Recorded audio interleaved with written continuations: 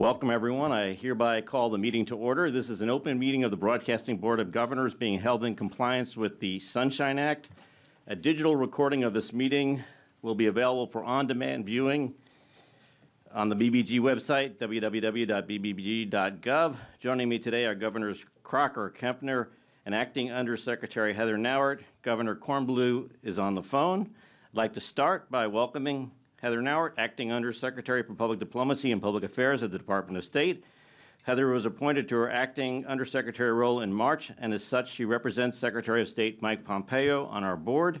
The board has traditionally benefited from a strong partnership with the State Department, and those of us who've interacted with Heather know that she has been already extraordinarily helpful to us during her short tenure. I'd like to welcome Heather and ask her to make a few remarks.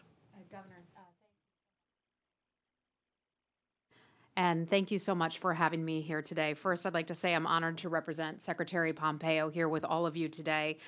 Many of the faces here are on the table, I know, and having done some work in the capacity as the acting undersecretary, but also as a spokesperson for the State Department. I'd like to say that I'm also honored to have had the opportunity to work with so many VOA, Radio Free Europe, and Asia's journalists.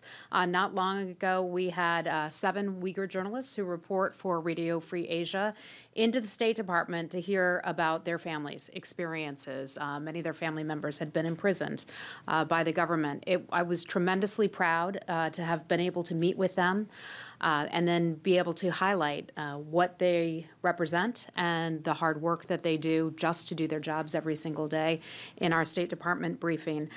We have followed closely the situation that has gone on in Cambodia, where it has become very, very difficult for you all to do your jobs, for people to do their jobs. And also, we want to note the loss of life in Kabul, Afghanistan, with the brave journalists there. Secretary Pompeo, if I may just add this, his first foreign interview was with VOA Persia. And that was something that he selected to do because he specifically wanted to speak to the Iranian people. So I just wanted to illustrate sort of our overall, the importance that we put on our cooperation at the State Department with all of you, the importance of the collaboration that we have together. I think it's already been strong. I know to the Secretary, it's very important to him that that continue. We have the Global Engagement Center at the State Department where we're working to combat state-sponsored disinformation. We have at least one detailee over at the State Department right now. We're hoping to get some more, so hope to have your support in doing that. But we also recognize the importance of firewalls and respect that. So look forward to adhering to that and having more collaboration and communication in the future. So thank you for having me. Well, thank you very much, Ms. Acting Undersecretary. I know all of us were deeply moved to see the attention that you gave to our Uyghur journalists in that press conference. It meant a huge amount to all of us around the table and to our colleagues in the field who go through trials and tribulations, as you know. And so thank you for your active engagement. We also thank Secretary of State Pompeo as well. One of my best days on the job, if I could say that, to be able to highlight that and understanding what that platform means and how strong that can be in helping people. Thank you. Now on to personnel matters. Today I'm pleased to announce the appointment of Tomas P. Regalado as the new director of the Office of Cuba Broadcasting. For over 20 years, Mr. Regalado has served the people of Miami as a journalist, as a city commissioner, and as mayor. As a Cuban-American, he's a fierce advocate for objective journalism and is deeply knowledgeable about the unique role of OCB and its impact in Cuba and on the Cuban diaspora. He brings a depth of experience that is necessary to build targeted news programs and to extend the network's reach. Most recently, as all of us know, Mr. Regalado served as City Commissioner of Miami for 14 years and then Mayor of Miami for 8 years. He finished his second term last year. I'd like to invite Mr. Regalado to come up to the podium with me and BBG CEO John Lansing for the official swearing in.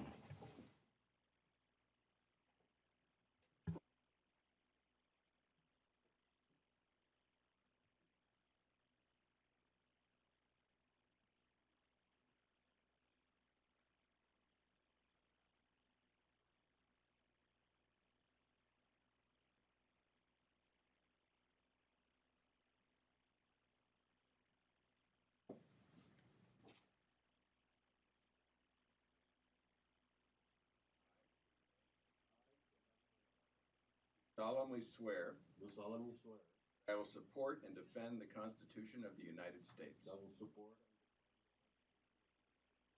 against all enemies, foreign and domestic, against all enemies, that I will bear true faith and allegiance to the same, that I will bear true faith and allegiance to the same, that I take this obligation freely that I take this obligation freely without any mental reservation or purpose of evasion, without any mental reservation or purpose of evasion, and that I will well and faithfully that I will well and faithfully discharge the duties of the office discharge the duties of which I'm about to enter. of the office of which I'm about to enter. So help me God. So help me God. Thank you. Congratulations.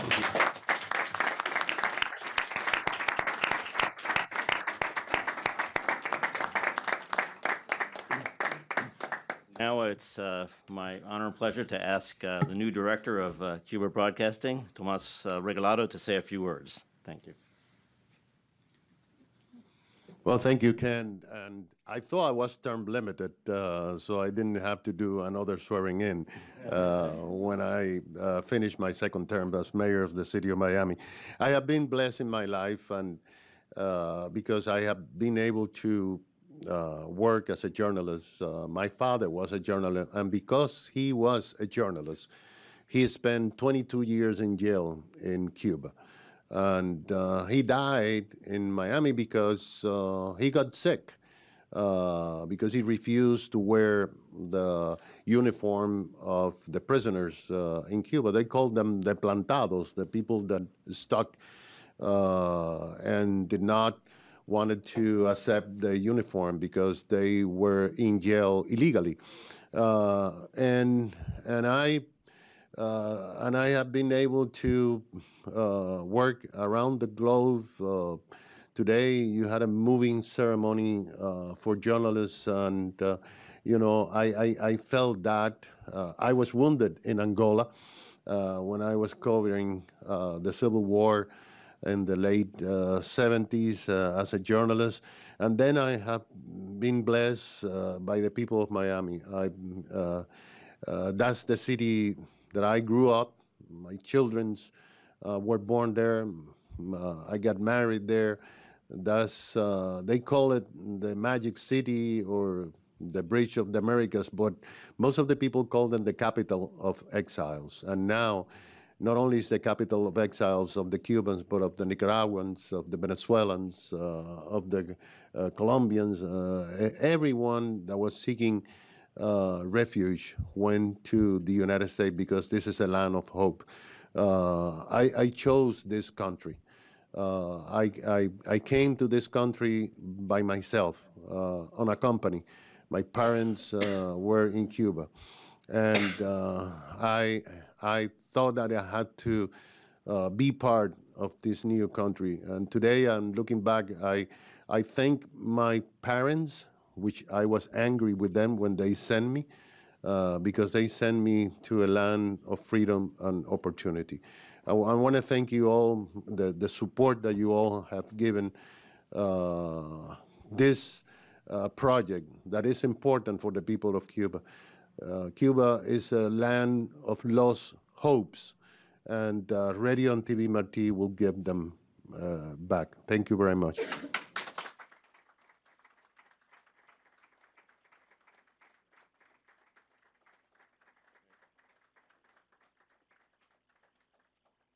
Thank you, Tomas.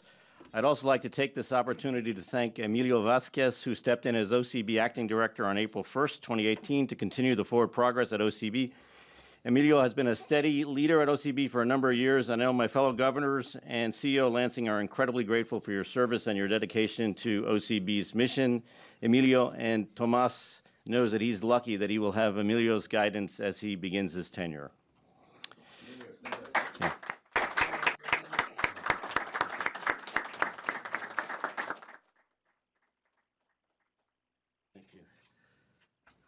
Unfortunately, with the good news we have, there's also some bad news. Regular attendees of these meetings often hear me or other board members speak proudly about the strength of the BBG team. We say this because we recognize that every success we share derives solely from the work of everyone here and in the field and the work of so many others. In short, it is our people that give such meaning to this organization. On that note, today I'm sad to announce the departure of one of the most important members of our team, Jeff Trimble. After 21 years in U.S. international media, Jeff will depart at the end of the month to Ohio State University, where for the next year he will teach and conduct research into some of the less explored factors behind the demise of the Soviet Union. Jeff joined RFERL in 1997 and then the BBG in October 2007, most recently as the first deputy director of the BBG. I know CEO Lansing agrees that this will be a big loss for the BBG. Jeff has been our subject matter expert on Russia and the former Soviet space, on BBG programming across the board, and on so much more. We're sad to see Jeff leave. Jeff, please join me and CEO Lansing at the podium so we can present a Career Achievement Award to you.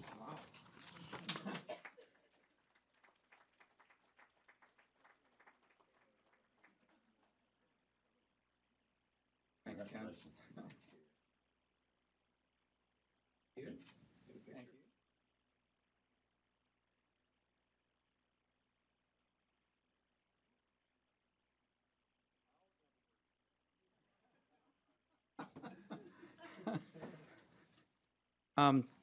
Can I change my mind?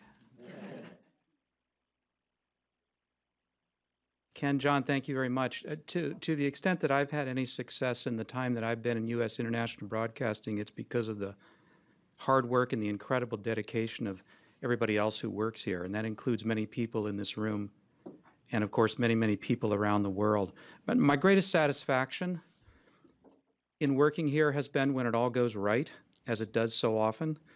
I was delighted to see it happen last week. I was on the Maidan in central Kiev, standing next to a young journalist for the Current Time Network, Volodymyr Runets, as he did a live two-way with Roman Mamonov for Current Time America on the weird episode that had taken place with the supposed murder of a Ukrainian journalist. Everything worked just right, and it was especially right because it was an RFERL person working with a VOA program to make a product that in the end was greater than the sum of the parts. Fantastic. My biggest regret is the list of names on the memorial wall downstairs. I think every day about what more we can do to keep our people safe. That's what matters the very most. And it was a very sad occasion that we had this morning. I have a really special opportunity. I've spent about 25 years thinking about the collapse of the Soviet Union, which I had the privilege of covering while I was a journalist in Moscow. And I began unpacking some boxes a few months ago, and it got me very excited to see some things I hadn't looked at and thought about in that detail in a long time. And Ohio State has offered me the opportunity and the support to be able to go into more detail of that research. And I think with the fullness of time, that there are some new things to be said about the collapse of the Soviet Union, what brought it about, and the consequences of those historic events. So I'm going to produce something between a tweet and a book. I'm not quite sure where it will fall, and I'll let you know about that. I'm very comfortable leaving BBG because of the team that's working here now, and that goes from the bottom to the very top. John Lansing has set an incredible standard here. The accomplishment of bringing together the ICC, of seeing the networks work together as never before, is just fantastic for U.S. international broadcasting. In fact, the whole is greater than the sum of the parts here. The new people John's brought to the agency and the way that they've blended in and worked with the really dedicated veterans who have the experience and the talent to keep things going is fabulous to watch. I'd like to thank the board members for their continued commitment to public service and their willingness to keep along the stewardship of this very valuable, very important element of the U.S. government. And, you know, I'm from, like John Lansing, I'm from the Midwest, and we often joke, right? You've all heard me say this, that about the guy from the Midwest who loved his wife so much he almost told her. I was saying to Adam Powell just before the meeting that people don't go into journalism because they're happy with the status quo. They go into journalism because they want to make something different. In my case, I came into journalism as Watergate was happening around us, and I was very inspired by the role of the press then. Adam had his own reasons for coming into journalism that we discussed. But I've never felt that passion more than I've felt it here, talking with people in the language services and the news operations. Their passion, their commitment, their desire for change. It's not about the status quo. It's about using the power of the truth to make things better for people. And I will never lose that. I'll continue to support you all in the years to come. Please come out to Columbus. I'm just going to be there for a year, but I know many of you have ties to the Midwest. I'd welcome having you as guests. In order to pay my way, I have to teach a journalism class this fall and a political science class in the spring. So I'm very much looking forward to that. I look forward to saying goodbye to you individually here in the course of the month. Thank you all for your support and your friendship, and I look forward to keeping in touch. Thank you.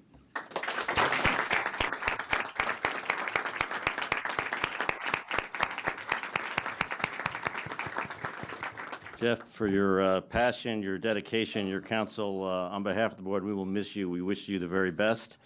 You alluded to the very moving ceremony this morning for the fallen journalists, in particular the three from RFERL who were killed in Kabul. We've now come to the point in the meeting in which we discuss recent threats to our journalists, the brave men and women who risk their lives and livelihood to report the truth, overcome hurdles that many of us will never face. Since we've last met, we have mourned the loss of a number of colleagues and welcomed the release, fortunately, of a contributor for RFERL. Let's take a look.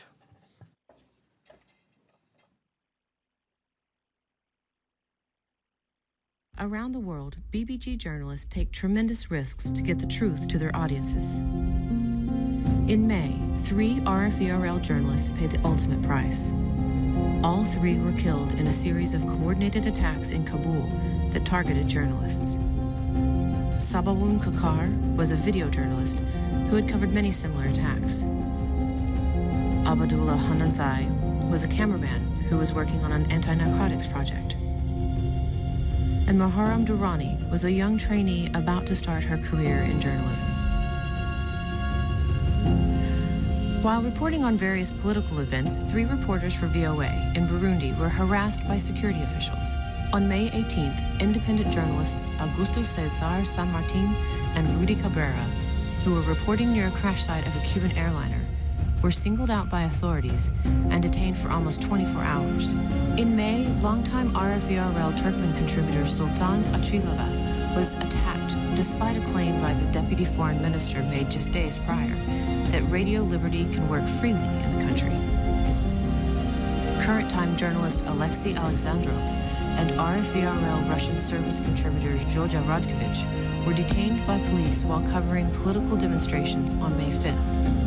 RFERL Armenian service journalists Naira Bolgadarian, Anatoly Yegizarian, and Aros Hakobian were assaulted by police and other security personnel on April 21st and 22nd while reporting on massive anti-government protests in Armenia. Radio Free Asia's Phnom Penh bureau remains closed, and former RFA journalists Yang Sotheran and Nguyen Chin remain behind bars on trumped-up charges. In Vietnam, Nguyen Ngoc Gia is behind bars for doing his job, as is videographer Nguyen Van Hoa. In eastern Ukraine, contributor Stanislav Aseyev continues to be held in an undisclosed location by Russia-backed separatists. In Syria, Al-Hura correspondent Bashar Fahmy has been missing since August of 2012. And in western China, 40 family members of 6 RFA Uyghur service employees have been sent to re-education camps. Their whereabouts and well-being are unknown.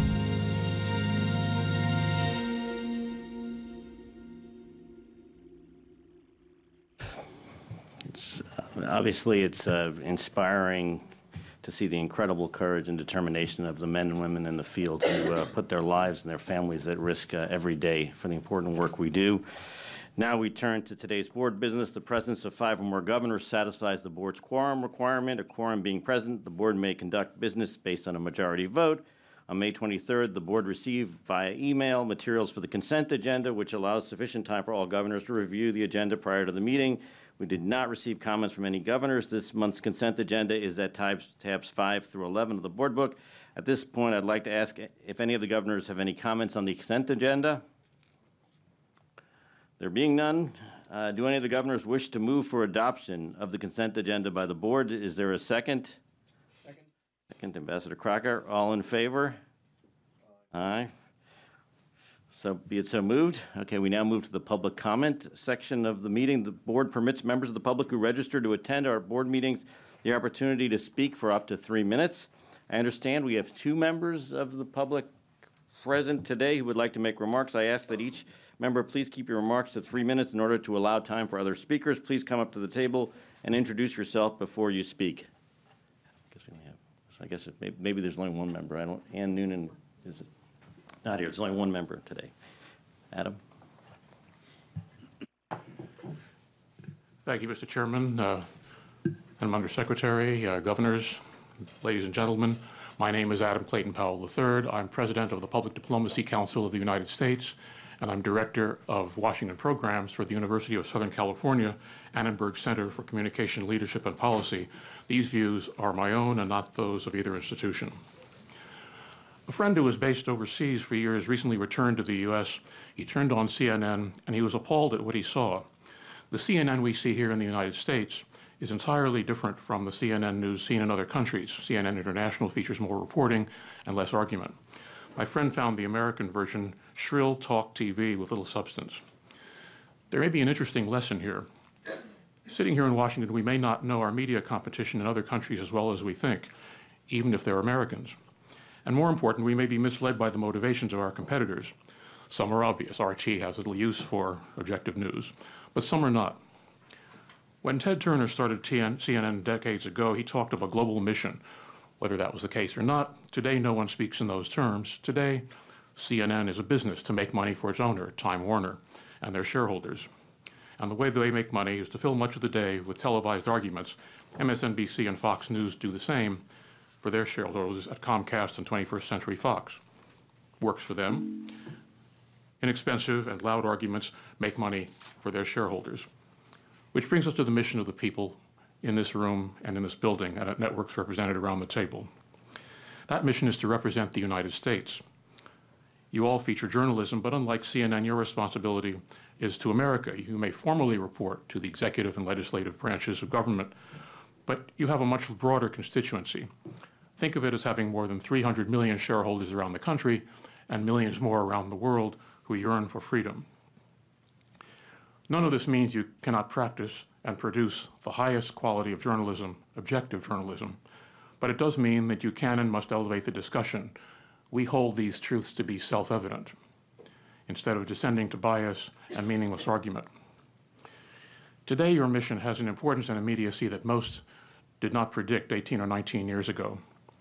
To echo the brilliant words that school children here once had to learn, we are engaged in a great conflict on a global scale that can decide whether nations plural, conceived in liberty and dedicated to the proposition that all men and women are created equal, can long endure.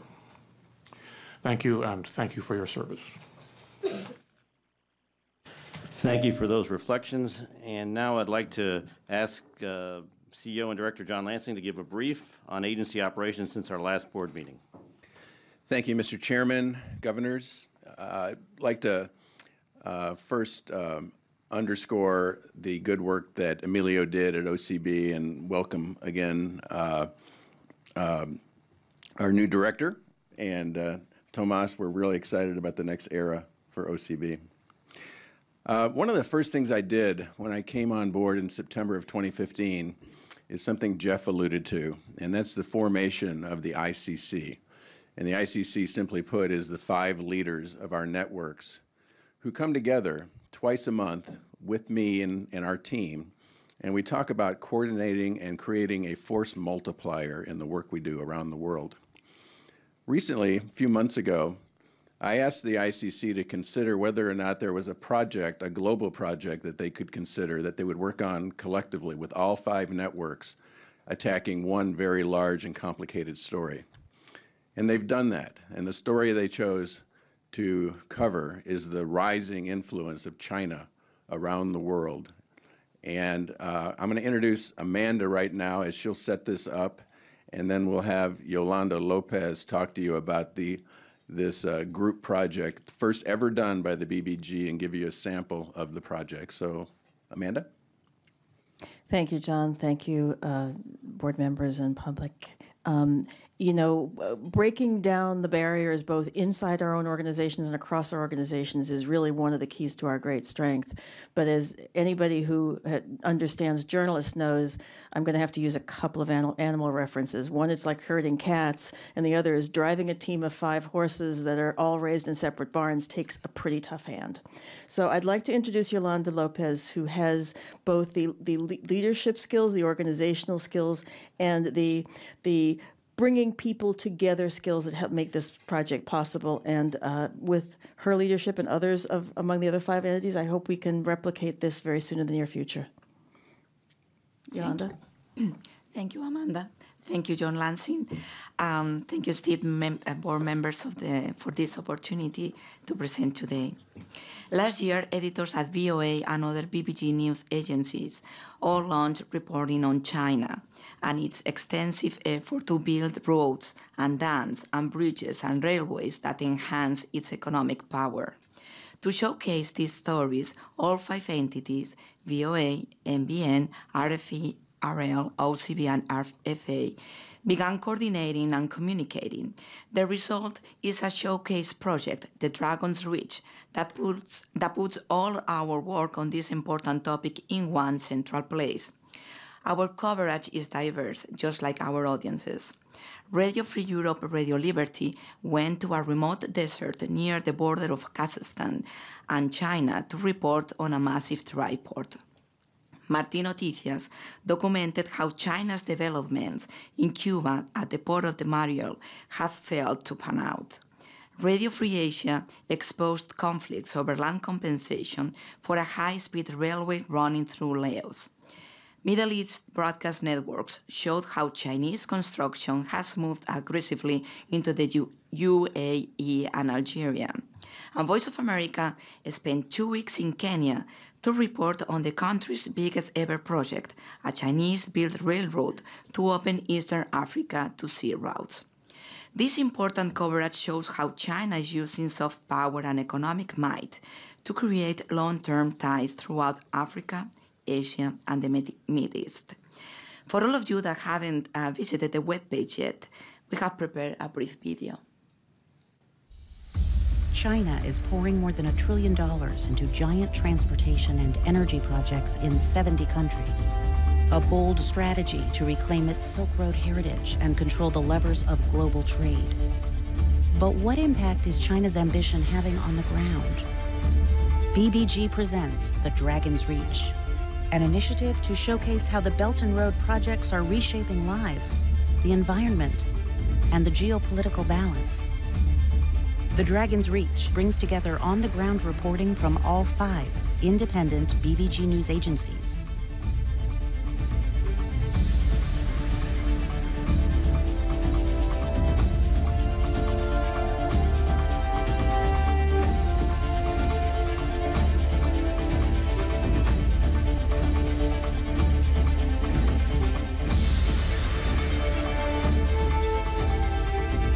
The Dragon's Reach, a joint BBG effort tracking China's economic power play.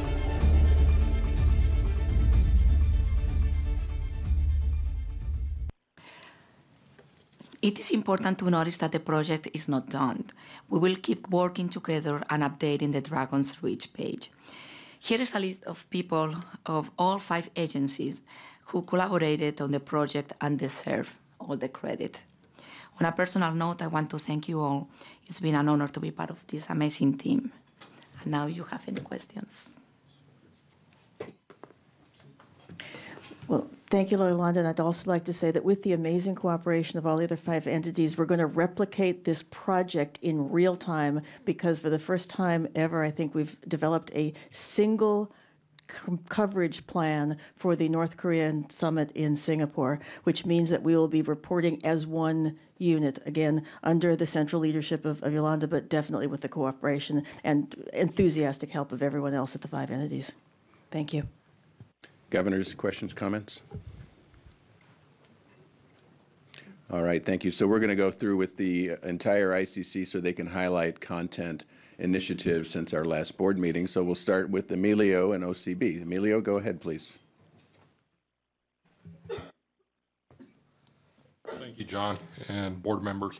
If you would allow me a brief moment to express my gratitude to all of you for your trust and confidence over the last several months at the helm of the Office of Cuba Broadcasting, and welcome new OCB Director Tomás Regalado, whom I look forward to working with and making his tenure at OCB as successful as I think it can be.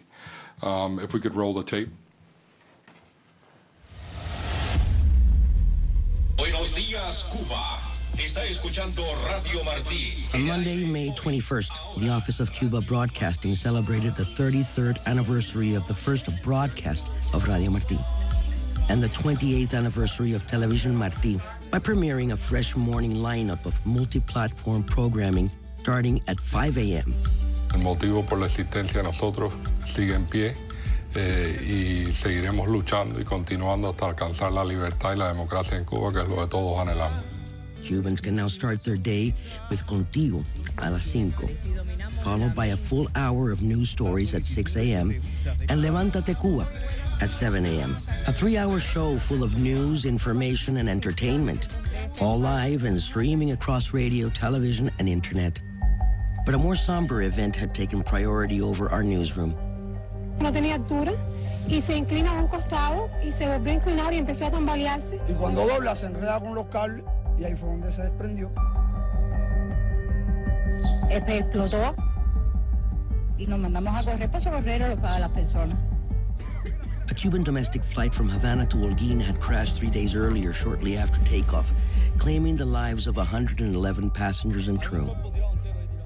Immediately, Martín Noticias reached its network of independent reporters and citizen journalists, all in the area of the crash, 200 meters from a high school, and provided multi-platform coverage throughout the night and over the weekend with special programming, follow-up articles on martinoticias.com and on the Facebook account, including revelations about the carrier, the dilapidated state of Cuban planes, and other critical information that were missing from Cuban state-run media reports. VOA and its affiliates were provided with Martí reporting in national and international news agencies, including the New York Times, CBS News, BBC, Reuters, ABC International, El Mercurio, Russian media, Univision, as well as local stations, both quoted and used Martín Noticias materials that had raised awareness of the decline of the Cuban aviation industry before the crash. Martín Noticias covered current events in Latin America and of interest and impact to the Cuban population. Riots in Nicaragua, where hundreds of thousands are protesting against the leftist government of Daniel Ortega, demanding greater democracy. It took 1 week for Cuban state-run media to report on this crisis, and when it did, it framed it as an orchestration of the extreme right, with deaths attributed to the pro-democracy activist instead of the police. In Colombia, presidential elections are headed for a runoff in a country where Cuba was involved with mediating a peace accord between the Colombian government and Marxist rebels. And as more and more Venezuelans are illegally crossing over the border into Colombia, the country continues to slide into an economic and humanitarian crisis. The United States will not stand idly by as Venezuela crumbles. Recently re-elected Nicolás Maduro became the first foreign head of state to meet with Cuba's Miguel Díaz-Canel since he became president, emphasizing the importance of this Venezuelan-Cuban alliance.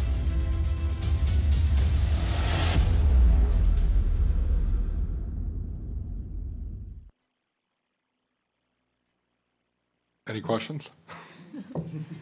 It's good work, Emilio. Thank you. John. Thank you. So now turning to Radio Free Europe, Radio Liberty, it's no surprise to anybody in this room that when protests break out in authoritarian countries such as Russia or Armenia, they don't get much coverage on local press or local media. That's exactly why RFERL exists. And Tom has a report now on recent unrest in both Russia and Armenia. Tom, go ahead. Thank you, John. Indeed. Good afternoon, governors. I would like to talk today about outbreaks of political turmoil in two nations, Armenia and Russia, and our role in telling those stories when, in each nation, official media were largely silent. In April, in Armenia, a near revolution in the streets brought down Prime Minister Serge Sarkisian. He was 63 years old with a political biography stretching back to roles in the Soviet Communist Party. Under massive public pressure, Parliament replaced him with Nikol Pashinyan, a former journalist, younger by a generation, who says he's committed to a balanced course for Armenia between Russia and the West. As the demonstrations gathered steam, national TV networks paid almost no attention to what was happening, except to run brief clips of the protests, often with sarcastic commentaries between movies and sitcoms. For many Armenians, the main source of information on the stunning developments in their own country was the Armenian service of RFERL, live on radio and video for nearly 2 weeks. Once Sarkisian was forced to resign and pressure mounted to make Pashinyan prime minister, TV stations did start carrying serious reports, and they too relied on RFERL's fast, professionally shot video from cities across the country. There aren't many foreign correspondents based in Armenia, so RFERL also turned out to be the source for much of the outside world's news about the uprising. The New York Times, the BBC, France 24, the Washington Post, AP, Reuters, and many other international outlets turned to RFERL and its video to tell Armenia's story. Like him, this is unprecedented in Armenia that people like so much their leader. And in his speech in the parliament, Pashinyan said that all people are equal before the law. And there will be no privileged people in Armenia. There will be no bribe, no corruption. So this was like a music to the ears of people. And they were chanting his name, Nikol, Nikol, and they were celebrating, drinking champagne. This is really very festive mode in Armenia, and it's... In the words of an editorial in The Hill, if not for reporting by Radio Free Europe, Radio Liberty, and Al Jazeera, you could be forgiven for not knowing a political earthquake was taking place in Armenia. I should add that viewers in Russia got full coverage of the Armenian demonstrations from our current-time Russian-language television. Official Russian TV, which is hardly enamored of street protests anywhere in the Russian neighborhood, ran only the most minimal coverage of what was happening in Armenia. Speaking of protests in the Russian world, demonstrations broke out last month in Moscow on the eve of Vladimir Putin's inauguration. More than in other protests, there was substantial violence against the demonstrators by police and Cossack auxiliaries. With official TV, as is its wont, paying no attention, Current Time and the RFE/RL Russian service carried live reports throughout. Current Time reporter Alexei Alexandrov was seized by police just as he was describing the level of violence. Если честно, вот за несколько акций протеста Алексея Навального я не могу вспомнить таких жестких действий полиции, чтобы они буквально избивали людей дубинками, в том числе пинали и толкали в спину журналистов. Такого раньше никогда не было. Меня задерживают сейчас. Один из сотрудников ОМОНа, когда меня буквально унесли в автозак, и достаточно жестко там люди действовали. Меня несколько раз схватили за уши. Уж не знаю, как могут уши помочь в том, чтобы нести человека. Also covering the story at substantial personal risk was Zosia Ratkevich of the Radio Liberty Russian service. Here's her video of the police attacks.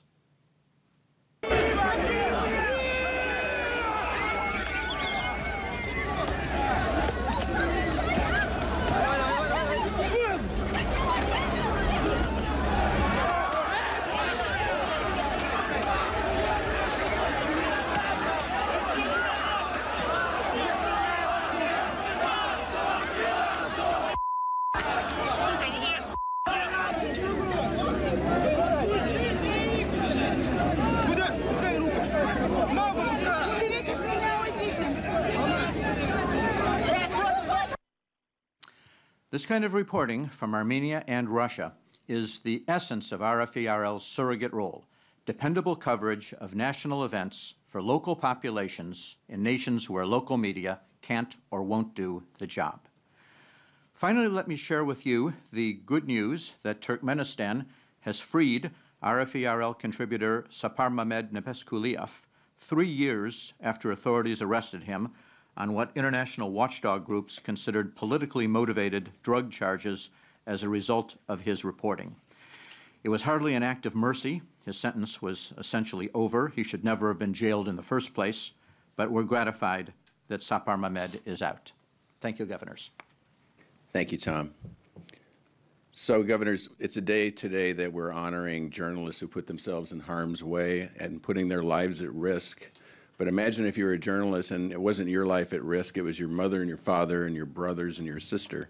And that's exactly the situation today in the Uyghur region of Western China. And Undersecretary Nauert, thank you for your support of this issue. It means the world to us. And I want to ask Libby just to update the board and the governors on the situation with these families of our journalists here in Washington, D.C. Thank you, John, Governors, Undersecretary. I thought that I would back up a little bit to tell you why the CCP hates our Uyghur journalists so much. So, Lori, this is the hub page where we put all of the news of the CCP's persecution and repression of the Uyghur people. Last time we had a board meeting, I did a piece on the Chinese surveillance state and demoed their facial recognition technology. Just last week, the South China Morning Post reported that the Ecuadorian government has launched their own co-sponsored initiative with China doing complete facial recognition in their country. So they continue to practice on the Uyghurs and then roll it out to the rest of China and export it. On this page, and can we go to the timeline? We went through and documented all of these unbelievable things that they're doing, which only come from Radio Free Asia because we are the only Uyghur service in the world. This includes the collection of biometrics, blood, DNA, the expanded police presence. There are convenience police stations now every 300 meters in Xinjiang, which means that Uyghurs have to, up to 12 times a day, take off their headscarves, submit to DNA and iris checking. Their phones and devices are searched. There was an open letter movement where every Uyghur adult was expected to do a letter to the editor of a media organization declaring their gratitude and loyalty to the CCP and renouncing their Turkic identity and Islam. They confiscated all the passports of Uyghur adults. They forced the return of Uyghur students from Egypt and elsewhere. They instituted spy networks, similar to what happened during the Cultural Revolution, where people are paid to narc on each other, including family members. They banned Islamic names, including forcing people to change their children's names retroactively. There's just on and on. I made a list of numbers because the scope of this thing is just staggering, and I don't think people understand it. The Chinese have never admitted to having a camp, but the estimates are between 500,000 and 1 million people have disappeared into these re-education camps. Very few ever make it out.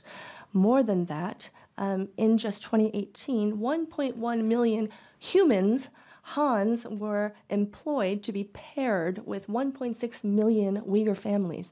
These are people that went into these households that no longer have husbands or fathers to live with the families and do CCP re-education and Mandarin language teaching. In just one county, The Economist reported that they have spent $9 billion between 2012 and 2017 on the Strike Hard campaign, which includes the camps, the security personnel. I mean, other than the 1.1 million people that are living in people's homes, they also have 100,000 police officials constantly manning and patrolling. So I just wanted to give you some sense of the scale because people don't understand it. And we created, these are all under the leadership of Beifang, who's here with us. She's just simply brilliant. And this hub page, we created another hub page to address the Uyghur family issue because, thank you, Undersecretary and John and the board members, you've done so many letters and appealed to so many people to get attention to this really atrocious situation. We decided to put everything together. The timeline you see tracks the CCP manipulation of this terrorist narrative that they created basically in 2009 with a false story of a rape, which really gave rise to the ethnic conflict that's going on there. But we have more than 40 family members that are missing. 6 of our journalists are public with their missing family members, and that's 50% of our staff. This tracks with what we're seeing inside the Uyghur Autonomous Region.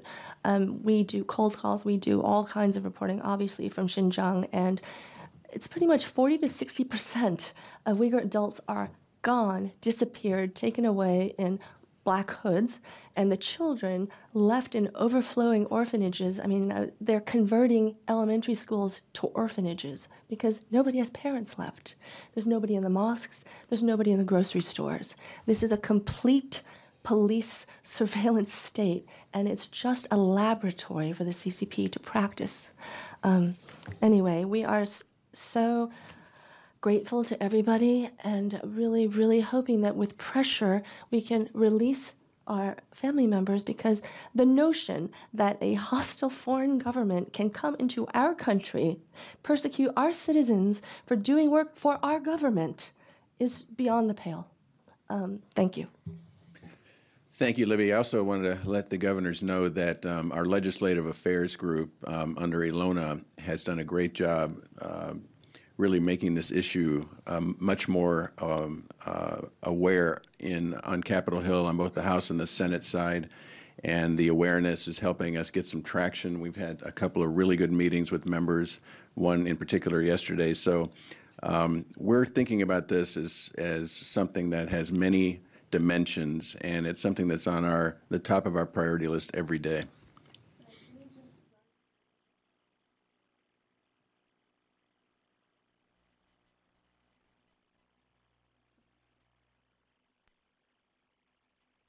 Bob mu bultur ден башланган Хытай хөкүмәтенең уйгыр элидәге каттык сиясәтләре дәвамында йөз берип аткан вакыйгалар, buningda ziyonkashlik uchrab atgan Uyg'urlarning hikoyalarini anlatib kelib atgan edik. Bizning ailemizmi, bizning xizmatlarimiz sababli Xitoy hukumatining tutquniga, besimiga, qo'pol muomalasiga, hatto tan jazolariga uchrab atdi. Men yaqinqi kunlarda texi boshqa kanallar orqali mushu bizning oiladan 16 kishininki tutilganligini ham tarbiyalash markaziga elib ketilganligini uqdim. Faqat tarbiyalash markazi dedi, ammo bularning ichida kesilganlarning bor yo'qligini teqi bilmayman. Bizning keyin anglığımız faqat shunda 2 oy o'tgandan keyin shu yerdagi sud mahkamasi inimga 6 yillik qamoq hukm qildi. Shu vaqtda bizning uydagilar bu sud mahkamasiga berib inim bilan ko'rishganda ben bularni qanday ekan deb so'rasam, u nayt o'riqlab bir teri bir ustagan bo'lib qopti deb shunday dedi. Demak, endi bu 2 oyning ichida shunday bo'lib qolgan bo'lsa, endi 6 yildan keyin bu yerdan biz saq chiqamdi, chiqmamdi biz buni bilmaymiz. Endi ularning taqdiri nima bo'ldi? Buni men haqiqatan hozir hech qanday uqtira olmayman. Odam haqiqatan endishaga soldi. Opam nima bo'lib ketdi? O'zimning oilasidagi tog'amningki bolalari nima bo'lib ketdi? Bu odam ishongisi kelmaydigan bir vaziyatga kelib qoldi bu ahvolda. Buning uchun dunyoda birisi chiqib, bir nima deyish kerak bunga. Okay. And then finally, the Middle East Broadcasting Networks, they do a lot of things really well. One thing they do extremely well is cover elections. And there were recent elections in Iraq and Lebanon, and Alberto Fernandez is here to update you on their coverage of those elections. Thank you very much. While the transformation of MBN continues and is being developed and unrolling in the months to go, we continue to cover important events in the region. Throughout the days and weeks leading up to the parliamentary elections in Lebanon and Iraq, we had extensive coverage of events and election preparation in each of the countries. Particularly, we highlighted those themes which were less covered by local media, including corruption and the lack of hope that people have in the future. On election day in Iraq, where Al-Huda Iraq is the top pan-Arab station in that country, we had correspondents reporting from 14 locations throughout the country, including sites that had been liberated from ISIS control, like Anbar province and Mosul, as well as reports from Virginia and Michigan, where Iraqis in the diaspora were voting in the United States. On that day, Al-Huda Iraq had 16 hours of live coverage, and Al-Huda's Pan-Arab stream had 14 hours of live coverage. In Lebanon, Al-Huda had coverage throughout the country as well. It's a much smaller country. And our flagship program, Free Hour, flagship public affairs program, broadcasts live from the field in both Baghdad and Beirut. In both places, while we featured comprehensive and fair coverage of the electoral process, we especially focused on those critics of Iranian and Lebanese Hezbollah subversion in the region. In Lebanon, in additionally, we covered demonstrations having to do with questions about the elections themselves, including covering an independent activist who almost won the election for a deputy in Beirut, who is going to be the host of an upcoming new show on Al-Huda television. Thank you. We have a short video.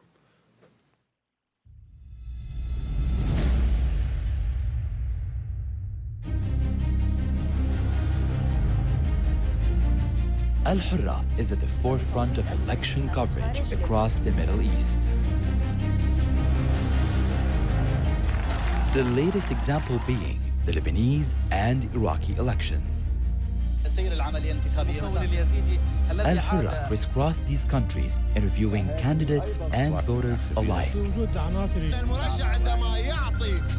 bringing the latest news to viewers around the region. Most notably, Al-Hurra covered areas that have been freed from ISIS. هل هناك توقعات بين الناخبين؟ On election day, Al-Hurra was on the streets listening to the voices that mattered most, the people. Al-Hurra, covering breaking political events. Thank you. Thank you, Alberto. So that's the report from the ICC, Mr. Chairman. Any questions, comments? Look, it's the work is incredibly impressive across the networks and with the collaboration. I think all of us around the table are really proud of all that's happening in our networks, and hats off. Thank you. So my last item is an update on the Nathanson Public Diplomacy Scholarships this year. As you recall, this scholarship is provided by former BBG Chairman Mark Nathanson and his wife Jane. The Nathanson Scholarship identifies emerging leaders and middle management officials in areas related to public diplomacy and international media, and funds their participation in executive training at the nonpartisan Aspen Institute. This year's Socrates seminars will be held from July 6th to July 9th in Aspen, and the following individuals from the BBG have been selected to participate. Pradeep Mistry from VOA Digital, Ivan Lopez Muñez from OCB, Venera Jutateve from the Kyrgyz service at RFERL, Catherine Badal, RFA Managing Editor, Abid Abdallah from MBN, and Marta Ross from the BBG's Office of Congressional Affairs. So please join me in congratulating the scholarship winners.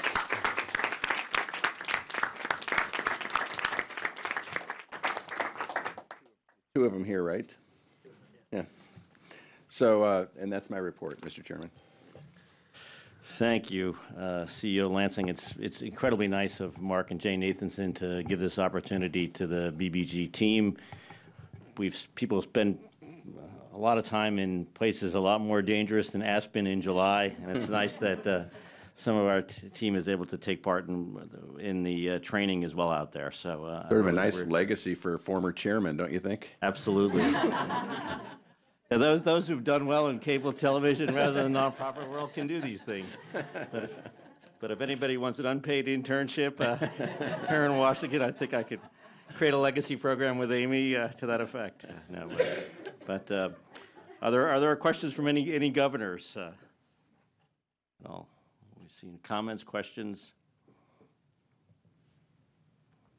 Great. Not on the scholarship, but actually on the report that we just saw. If anybody would choose to take a look at several years of tapes of these board meetings, and that would obviously be unusual, you could tangibly see the changes in the collaboration, quality of content, coverage, and sometimes from meeting to meeting we take it for granted, but the arc of success over the past few years has been nothing less than extraordinary. I know it will continue to grow, but I wanted to acknowledge it's not really progress, just how much the changes have solidified into just the way we do business today and how successful it is and continues to grow. So I just wanted to make sure that you all heard our appreciation for taking not just, initially it was changes, and now it is continuing to build upon a great platform, great success. So I just wanted to thank you all for doing that. Thank you. Now, here, the transformation, which is what it's been in culture and in what we're seeing in the media outlets, this takes a lot of hard work, and it takes embedding it in the organization. It takes real leadership, and we're immensely proud of what's been achieved. Other comments from the governors?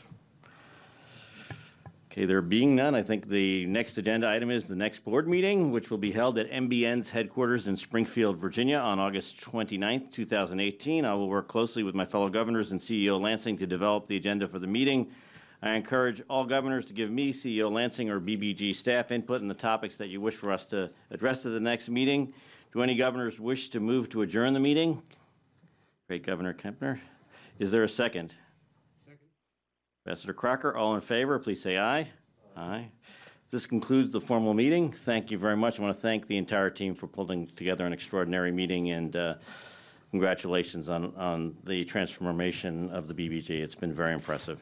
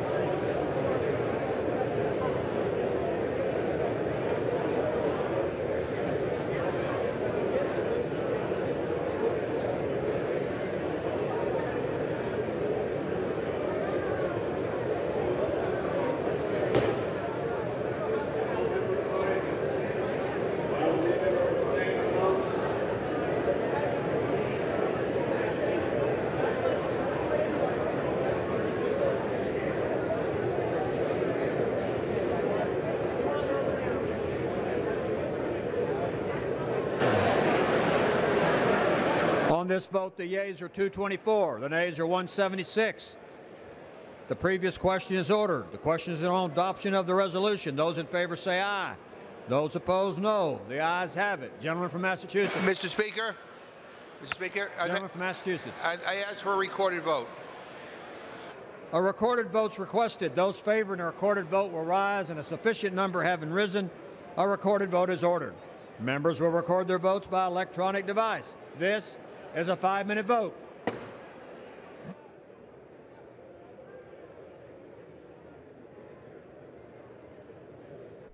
The House moves on to vote on the rule for 3 separate measures, one dealing with local and state anti-gang efforts, also the one dealing with the Water Resources Act, the water bill coming up for debate shortly, and it also includes the rule for 3 separate 2019 appropriations bills. We expect if the House passes the rule here, they will move on to debate on the gang bill and also take up a bit later on the water resources bill. Some 50-plus amendments allowed for consideration. We spoke to a Capitol Hill reporter about what's ahead.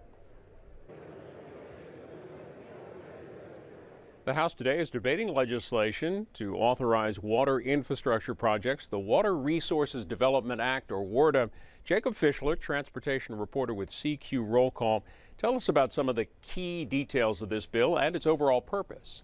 Hey, thanks for having me, Bill. So the WRDA bill is something that the Congress tries to do every 2 years. They've really made that a priority since Chairman Bill Schuster took over at the House Transportation and Infrastructure Committee.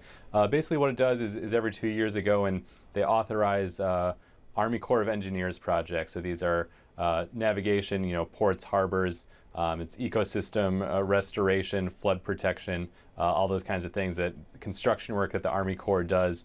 They'll be studying projects. The Corps comes up with a list of these are the projects we think are good to go or are good investments. And then they hand a list over to Congress, and then this is the bill in which Congress says, okay, you're authorized to go and do that. They came out of the Transportation and Infrastructure Committee last month on pretty much a bipartisan vote. It was a bipartisan voice vote, as a matter of fact. What does that indicate for potential bipartisan support on the House floor today?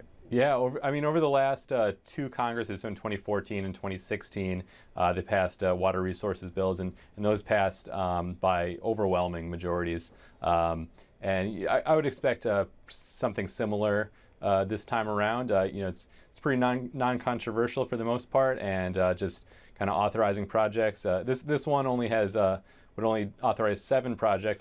That's less than the last few years, but still has just kind of things that a lot of members can support.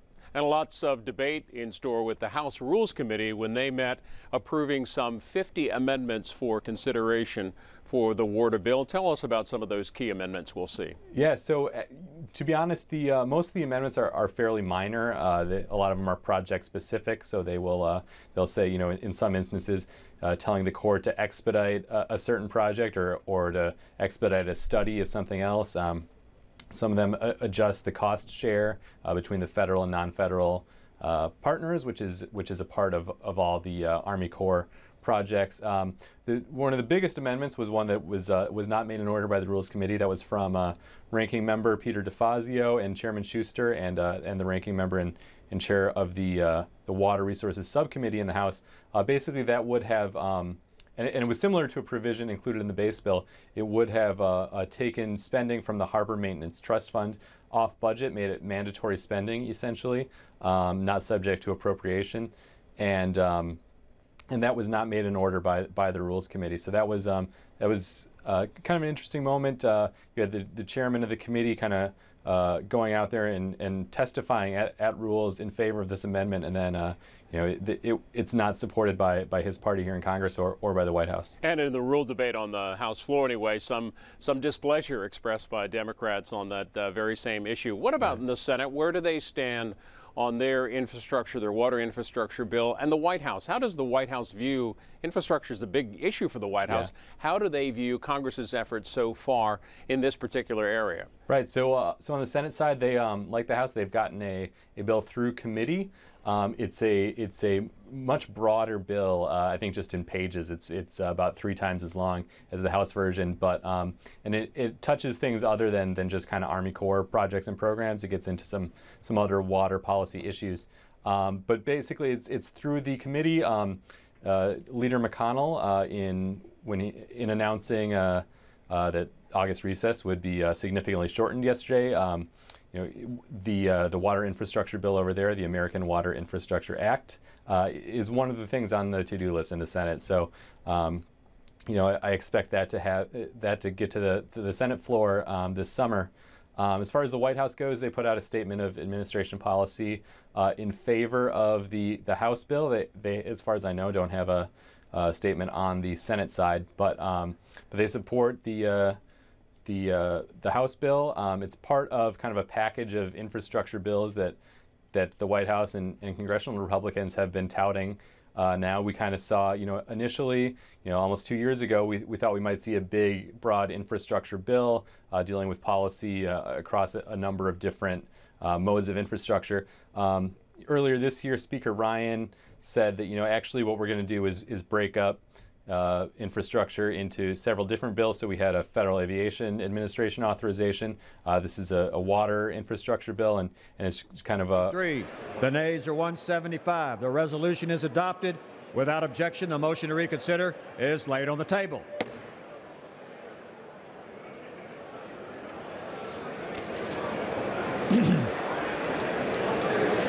Pursuant to Clause 8, Rule 20, the unfinished business is the question on agreeing to the Speaker's approval of the journal, on which the yeas and nays were ordered. The question is on agreeing to the Speaker's approval of the journal.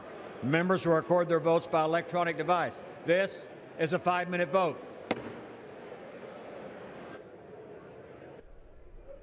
It's the last vote in this series, the vote on the journal, the official written record of the previous day's activities. The House just now approving the rule for 3 separate